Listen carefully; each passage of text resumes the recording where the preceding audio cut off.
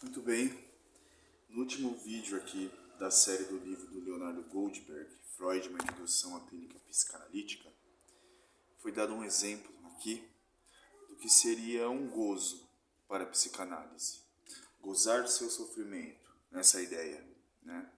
O exemplo que é dado é de uma moça que, depois de muito tempo morando em situação de rua, de calçada, com a ajuda da assistência social, do serviço social, ela consegue um apartamento.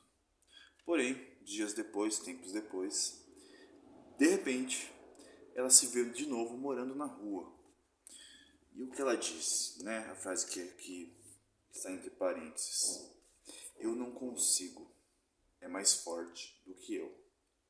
Aqui a gente está falando de algo que a pessoa em si não consegue explicar. A razão pela qual ela retorna à rua, mesmo agora tendo um apartamento, né?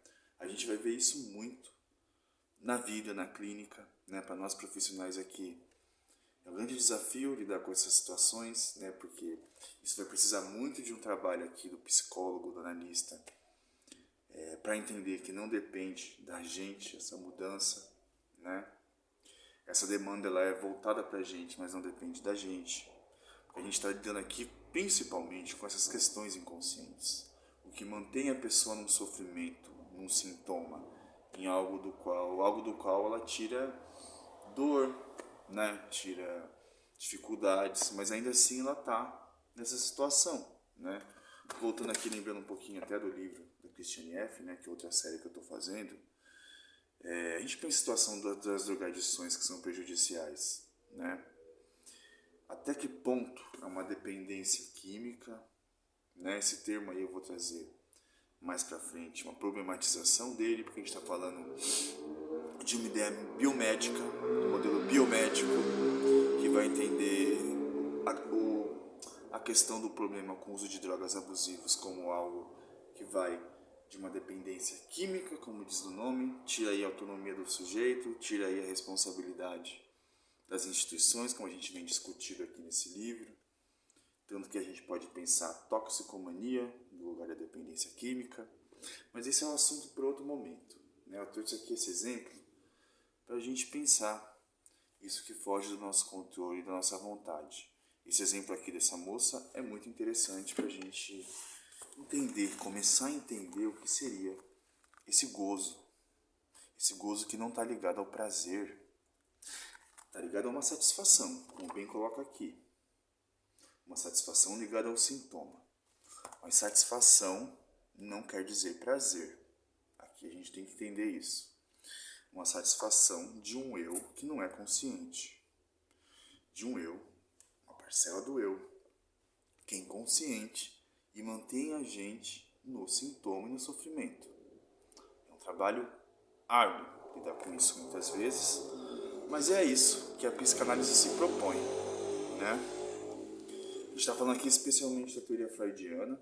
A gente está usando aqui alguns conceitos, a gente tem aqui o Jean Michel, né? Eu também estou usando algumas coisas aqui que escapam um pouco dessa ideia fechada da psicanálise freudiana, da teoria freudiana, aqui inaugura a psicanálise.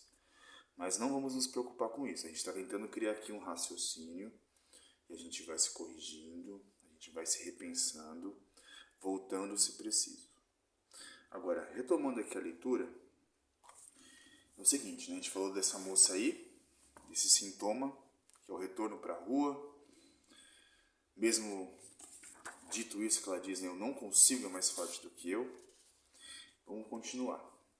A resposta trazida pela teoria freudiana é a de que essa usuária dos serviços sociais que desejava e demandava uma moradia parecia não concordar com o desejo do sujeito, grifado aqui, prestem bem atenção, que não pode habituar esse espaço proposto. Olha só, né? Olha só. Essa usuária dos serviços de sociais, né? Ela, a usuária, a pessoa consciente, ela deseja e demandava um local de moradia, um apartamento. Mas a gente está falando aqui do desejo do sujeito, a gente está falando do sujeito do inconsciente, não esse sujeito aqui consciente do ego, né, do eu. Se bem que que o eu tem parcelas inconscientes também. Mas assim, pra gente tentar delimitar aqui as coisas. Do que é o eu consciente, que quer, que deseja, e do eu inconsciente, que mesmo não querendo conscientemente, se mantém ali no sofrimento e muitas vezes não vê saída, né? E muitas vezes é difícil entender que isso faz parte de algo que está em você, né? Então vamos lá. Nesse caso, a psicanálise nos permite aventar a possibilidade de que o eu demanda não é forçosamente o que eu desejo. Olha só que doideira. O que o eu demanda, vamos lá, vamos usar um exemplo aqui, vai. Sei lá, eu quero aprender inglês, vamos colocar assim, né? Eu já fui professor de inglês, mas aqui um exemplo, enfim. Eu quero aprender inglês, tá? Só que eu não consigo aprender inglês. Eu não vou para as aulas, eu falto, eu não estudo. Por quê? Porque não é o que o eu deseja, né? É um exemplo meio bobo, mas é pra gente tentar entender. Não é aquela pessoa que, eu quero. Tem gente que fala, a pessoa só reclama, não toma atitude. Tá, muitas vezes tem gente que reclamona, mas a gente não pode também reduzir tudo a essa ideia de reclamação, né? A gente pode estar falando aí, lidando com questões que são do sujeito, assim, que causa realmente muito sofrimento para ele. Eu não conseguir, eu não posso, não consigo, é mais forte que eu, né? Proposição tão perturbadora e escandalosa quanto podemos compreender ao diferenciar o sujeito do enunciado, o eu que pede um abrigo, né, no sentido eu quero sair da rua, e o eu da enunciação, que não pode fazer isso, é o eu que não consegue. O eu do enunciado, eu quero uma casa, eu quero sair da rua. O eu da enunciação, eu não consigo, é mais forte que eu ficar longe da rua. Contradições, né? A gente está falando muito de contradições aqui. O eu que demanda não é aqui o mesmo que o do desejo inconsciente. Exatamente porque o sintoma possui uma face infiltrada pelo gozo. Tira uma satisfação disso. Que podemos compreender que o paciente pode, nesse caso, ter mais do que razão, no sentido de quando ele diz: é mais forte do que eu, sim, é mais forte do que a gente. Há coisas que são mais fortes do que a gente. Se a gente não se debruça sobre isso, a gente pode ser engolido pelos nossos sintomas. A gente pode ser detonado pelos nossos sintomas. Então, sim, há coisas que são mais fortes do nosso querer consciente, do nosso desejo. Desejo no sentido do, como diz aqui, o sujeito do enunciado, né? É aquele que quer sair da rua, e da enunciação é o que não consegue sair da rua, mesmo com o apartamento à disposição. Vejam bem. Sim, né? É mais forte do que eu. Tão frequentemente encontrado no paciente diante do absurdo da manifestação sintomática. Dá um testemunho disso.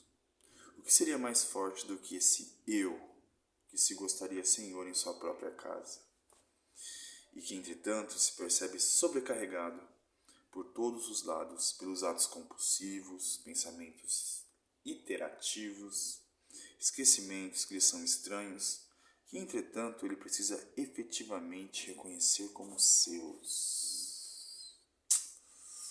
O que seria, né, mais forte do que esse eu que gostaria de ser senhora na sua própria casa, né? Eu já falei sobre isso aqui, da terceira ferida narcísica que o Freud diz ter causado na humanidade, que é tirar o ser humano do centro de tudo, né?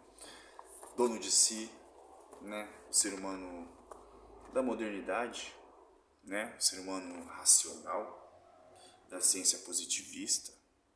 Olha só onde a psicanálise vai mexer. Eu acho que não é à toa que a psicanálise ela é centro-alvo de críticas e acusações de pseudociência por essa mesma ciência positivista e racionalista. A gente está falando de um extrato aqui, a gente está falando de um material que a gente tira das experiências singulares. Nosso principal material de pesquisa científica, equívoco colocando o psicanalista como um cientista por si só, porque a gente está investigando ali no dia a dia a psique das pessoas. A gente está investigando ali no dia a dia esse inconsciente que a gente não consegue controlar. E não dá pra gente categorizar isso, demonstrar isso dentro de um modelo de ciência positivista.